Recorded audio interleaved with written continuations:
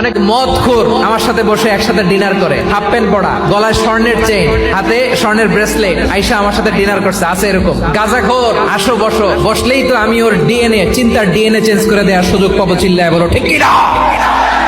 আমার অনেক হিন্দু পরিচিত ভাই আছে, ওরা আমাদের ইফতারির প্রোগ্রামে এসে একসাথে ইফতারি করে। বিশ্বনবী ইহুদির বাড়িতে গেলেন, আর আমার মুসলমান ভাই আমার কাফের বলে, এরকম আছে না নাই?